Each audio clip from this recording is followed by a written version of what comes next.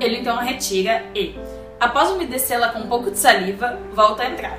E agora com facilidade, enfiou até o cabo, ao que Polly deu um suspiro profundo, cujo tom era bem diferente dos que expressam a dor.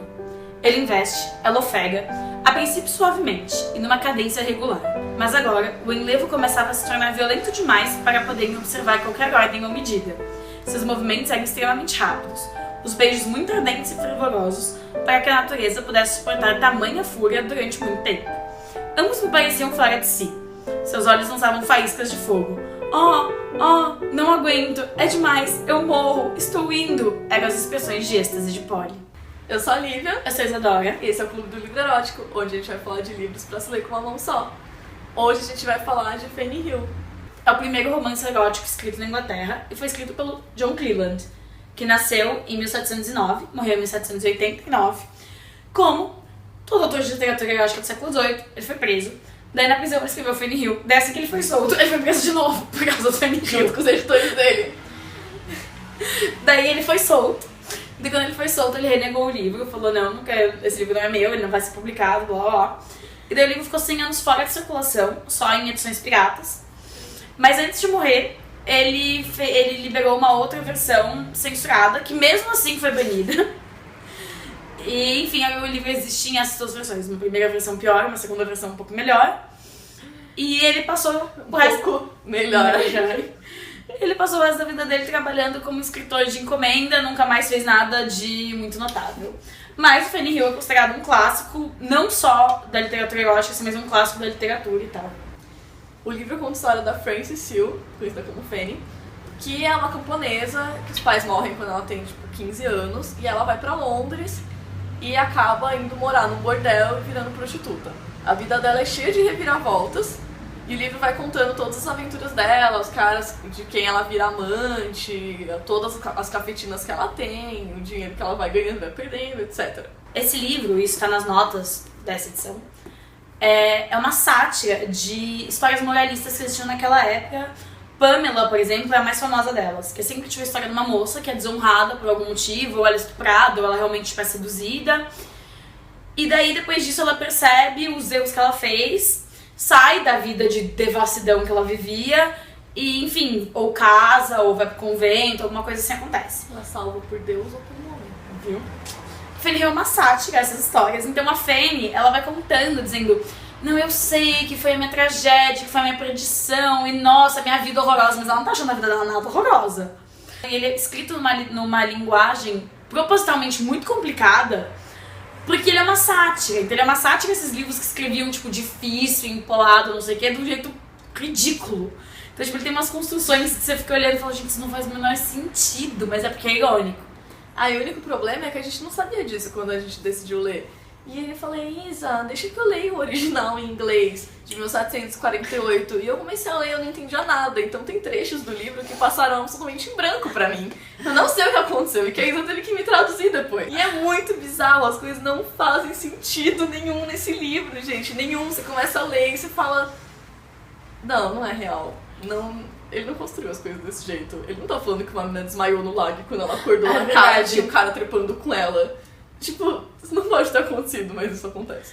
E ela conta, eu fiquei meio brava, mas depois eu lembrei que eu gostava dele. Então eu não fiquei mais brava.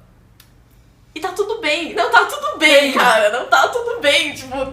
Sabe? Não. É um livro do século XVIII. Então duas coisas acontecem que com frequência acontecem em literatura do século XVIII. Tem um monte de estupro, que ninguém acha que é estupro, porque é o século XVIII. Mas é o tipo de coisa que a gente lê e a gente acha muito bizarro, mas que acontece com frequência em literatura dessa época, mesmo que não seja literatura erótica, porque é 1700 alguma coisa, entendeu? E as pessoas achavam ok. A outra coisa é que a história, ela precisa ir pra frente. Ainda mais que ela é uma sátira de melodramas, e melodramas acontece isso também, né? As coisas precisam acontecer. Então as coisas vão acontecer. Não importa como, não precisa fazer sentido. Depois que a Isa me falou que era uma sátira, eu comecei a ler de uma maneira diferente, porque eu tava achando que era sério mesmo. E realmente é muito esses livros, só que tem putaria no meio. Porque é uma menina e ela gosta do que ela tá fazendo, ela adora dar. Ela começa a dar desde a primeira vez, ela já adora, assim, ela ama. Mas é muito engraçado, as coisas vão acontecendo porque... Então assim, ela vai morar na casa dessa mulher. Ela não acha estranho, ela demora uma semana pra perceber que ela está virando uma prostituta e que a mulher tá vendendo ela pra alguém. ela escreve assim: ai, mas eu era tão inocente. E eu não percebi que quando ela me mostrou pro cara e fez eu ficar dando voltas na frente dele, eu acreditei que era o primo dela e que ele tava só olhando pra mim. Não, o que é melhor é assim, ela tá então nesse bordel, daí ela encontra um cara e daí ela decide fugir com ele. É assim, literalmente, ela encontra o cara, eles conversam por meia hora, eles decidem fugir juntos. Ele fala: me encontra amanhã às 7 da manhã pra gente morar juntos. Ela fala: por que não? E daí eles moram juntos, é o amor da vida dela. E daí, eventualmente, o cara some, porque o pai dele sequestrou ele. Daí ela quase morre de tristeza, porque, lembrando de novo, é o século XVIII. No século XVIII, as pessoas, 1, quase morrem de tristeza, 2, desmaiam quando ficam muito perturbadas. Isso acontece com muita frequência. Ah, estou nervosa. Pá, desmaiou. O tempo todo. E daí, enfim, ela quase morre, daí ela continua a vida dela, tem mais um amante, outro amante, chega prostituta. Daí, um belo dia, ela está fazendo uma viagem, e ela tá numa estalagem, daí ela encontra esse cara, que foi sequestrado pelo pai, e daí eles vivem felizes para sempre, assim acaba o livro. E é engraçado que o livro são cartas. Ela tá escrevendo pra uma amiga dela desconhecida. Eu descobri que a versão que eu li em inglês é a versão censurada. Então o que eu pensei? Eu falei, não tem muitas descrições explícitas de sexo, mas deve ser porque ela tá escrevendo a carta pra alguém. Você não vai escrever uma carta pra uma amiga sua contando todos os detalhes sexuais. Mas na verdade, sim. Essa edição é a primeira versão do livro, que tem tudo isso.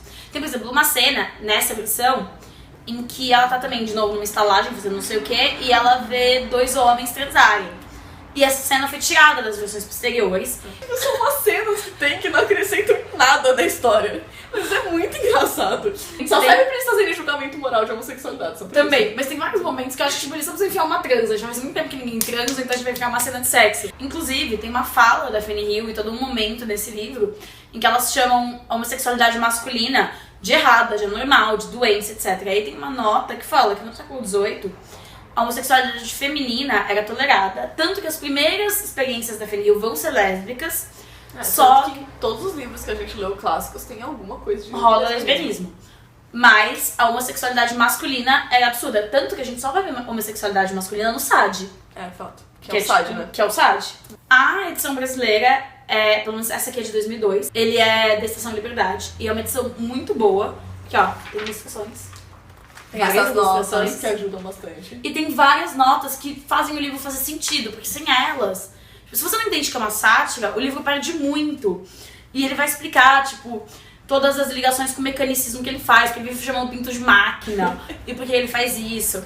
E ele vai falar, tipo, como é muito irônico que a Fanny, ela vai desenvolvendo valores super burgueses, então no fim ela é muito preocupada com a estabilidade, com o dinheiro, com o bom senso. Então ela fica o auge do pensamento pequeno burguês, você é uma prostituta. Se eu tivesse entendido o livro, eu acho que eu teria gostado mais. Eu acho que vou ter que ler em português agora. Depois, a versão censurada, então aparentemente eu perdi as melhores partes, tipo o pênis do ereto do cara. Rola pincel de carne, rola nesse. E rola um duro como ferro, macio como veludo. Aí é o James, plagiou daqui, ó. E assim, eu amei, ele é realmente engraçado, ele é realmente uma sátira inteligente, e ele é uma boa sátira aos costumes e às morais do século XVIII e tal. E assim, as cenas de sexo são aquelas cenas de sexo bizarras, mas é um livro muito divertido, eu adorei. Como todas as primeiras experiências da Fanny Hill, como ela vai ser iniciada no sexo, descobrir que ela tem desejo, são experiências lésbicas, eu passo o próximo livro, que se chama Eu Sou Uma Lésbica, da Cassandra Rios, uma escritora brasileira. Se vocês gostaram, comentem aqui no vídeo, deem sugestões de outros livros que vocês querem ler e o que vocês acharam de Fanny Hill, se vocês já leram. Assinem o canal, sigam a gente nas redes sociais, e é isso. Dê um joinha nesse vídeo. Só a cabeça enchia completamente o recôncavo da minha mão. E enquanto ele arquejava e se contorcia para a frente e para trás, na agitação do seu estranho prazer, a coisa se apresentou aos olhos.